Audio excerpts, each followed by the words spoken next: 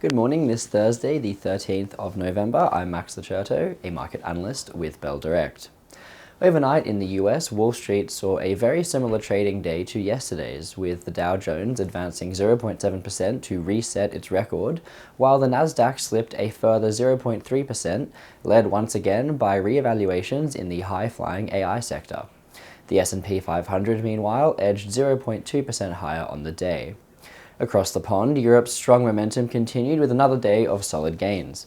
The Stoxx 600 index closed up 0.71%, driven primarily by Germany's DAX and the French CAC, which added 1.22% and 1.04% respectively. The FTSE lagged behind, only edging up 0.1%. Asia saw a mixed session as the Hang Seng and Nikkei added 0.85% and 0.43% respectively, while China's CSI index closed down 0.1%. Now, locally yesterday, the ASX saw its second straight day of the market opening higher, but ending the day in the red.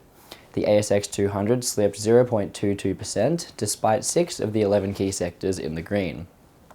Mineral Resources was the biggest winner, with investors impressed by the announcement of a new deal with South Korea's POSCO to sell a 30% stake in its lithium operations for $765 million.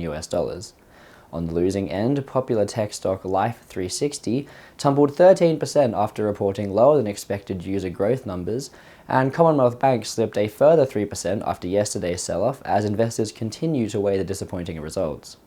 Looking ahead to today, the SPY futures indicate once again that the ASX will open slightly higher with a 0.12% gain. And some big moves are discussed in commodity prices overnight. In precious metals, gold and silver continued to extend their recent rallies, with gold up a further 1.7% to just under $4,200 per ounce, while silver is trading another 4.1% higher at $53.30 per ounce.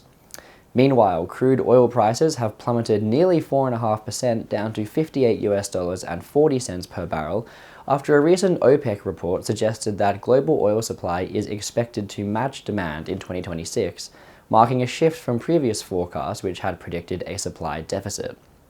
And iron ore is trading up 0.6% to $104.17 per ton. Now finally, we'll end on some trading ideas for your consideration today.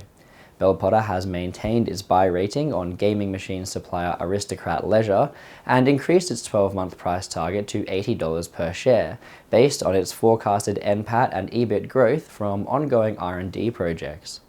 And Trading Central have identified a further bullish signal in Regis Resources, indicating that the price may rise from the close of $6.88 per share to the range of $7.40 to $7.60 per share over a period of just 17 days. That's according to the standard principles of technical analysis.